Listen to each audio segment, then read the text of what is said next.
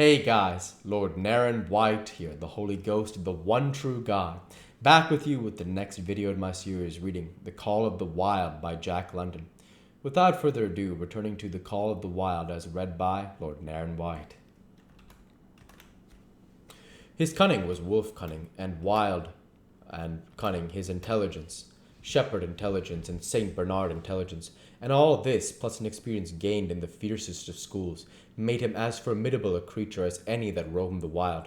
A carnivorous animal living on a straight meat diet, he was in full flower, at the high tide of his life, overspilling with vigor and virility.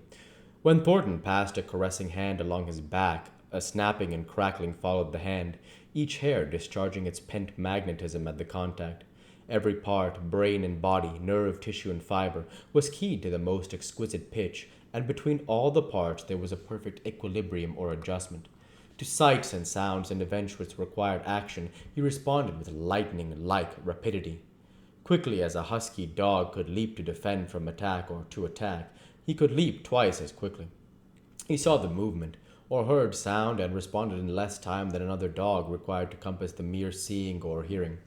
He perceived and determined and responded in the same instant, in point of the fact that three actions of perceiving, determining, and responding were sequential, but so infinitesimal were the intervals of time between them that they appeared simultaneous. His muscles were surcharged with vitality and snapped into place sharply like steel springs. Life streamed through him in splendid flood, glad and rampant, until it seemed that it would burst him asunder in sheer ecstasy and pour forth generously over the world. "Never was there such a dog," said John Thornton one day, as the partners watched Buck marching out of camp. "Why, when he was made, the mold was broke," said Pete. "Py Chingo, I think so myself," Hans affirmed. They saw him marching out of camp, but they did not see the instant and terrible transformation which took place as soon as he was within the secrecy of the forest. He no longer marched. At once he became a thing of the wild, stealing along softly, cat-footed, a passing shadow that appeared and disappeared among the shadows. He knew how to take advantage of every cover, to crawl on his belly like a snake, and like a snake to leap and strike. He could take a ptarmigan from its nest, kill a rabbit as it slept, and snap in midair to the little chipmunks, fleeing a second too late for the trees. Fish in open pools were not too quick for him, nor were the beaver, mending their dams, too wary. He killed to eat, not from wantonness, but he preferred to eat what he killed himself. So a lurking humor ran through his deeds, and it was delight to steal upon the squirrels, and, when he all but had them, to let them go chattering in mortal fear to the treetops. As the fall of the year came on, the moose appeared in greater abundance, moving slowly down to meet the winter in the lower and less rigorous valleys.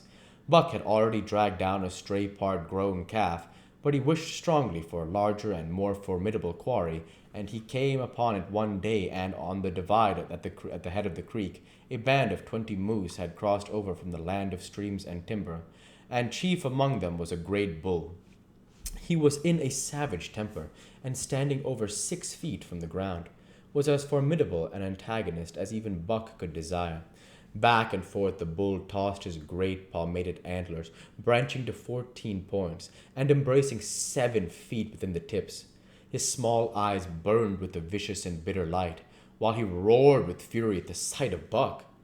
From the bull's side, just forward of the flank, protruded a feathered arrow end, which accounted for his savageness, guided by that instinct which came from the old hunting days of the primordial world.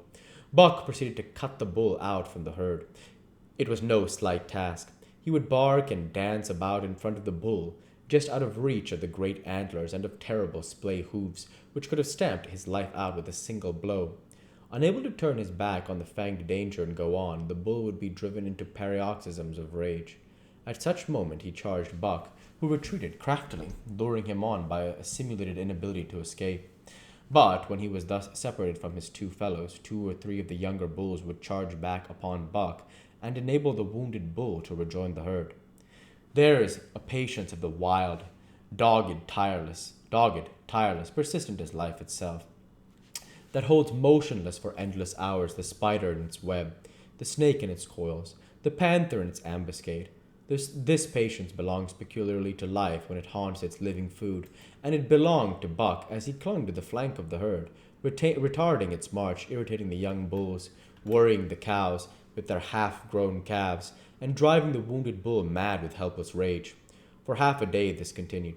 Buck multiplied himself, attacking from all sides, enveloping the herd in a whirlwind of menace, cutting out his victim as fast as it could rejoin its mates, wearing out the patience of creatures preyed upon, which is a lesser patience than that of creatures preying. As the day wore along and the sun dropped to its bed in the northwest, the darkness had come back after the nights after the fall, and the fall nights were 6 hours long. The young bulls retraced their steps more and more reluctantly to the aid of their beset leader. The downcoming winter was harrying them on to the lower levels, and it seemed they could never shake off the tireless creature that held them back. Besides, it was not the life of the herd or of the young bulls that was threatened. The life of only one member was demanded, which was a remoter interest than their lives, and in the end they were content to pay the toll. As twilight fell, the old bull stood with lowered head, watching his mates, the cows he had known, the calves he had fathered, the bulls he had mastered, as they shambled on at a rapid pace through the fading light. He could not follow, for before his nose leaped the merciless fanged terror that would not let him go. 300 weight more than half a ton he weighed. He had lived a long, strong life, full of fight and struggle, and at the end he faced death at the teeth of a creature whose head did not reach beyond his great knuckled knees. From then on, night and day, Buck never left his prey, never gave it a moment's rest, never permitted to browse the leaves of trees or the shoots of young birch and willow, nor did he give the wounded bull opportunity to slake his burning thirst in the slender trickling streams they crossed. Often in desperation he burst into long stretches of flight. At such times Buck did not attempt to stay him, but loped easily at his heels, satisfied with the way the game was played, lying down when the moose stood still, attacking him fiercely when he strove to eat or drink. The great herd drooped more and more under its tree of horns, and the shambling trot grew weak and weaker. He took to standing for long periods, with nose to the ground and dejected ears dropped limply, and Buck found more time in which to get water for himself and which to rest. At such moments, panting with red lolling tongue, and with eyes fixed upon the big bull, it appeared to Buck that a change was coming over the face of things. He could feel a new stir in the land, as the moose was coming into the land. Other kinds of life were coming in. Forest and stream and air seemed palpitant with their presence. The news of it was borne in upon him, not by sight or sound or smell, but by some other and subtler sense.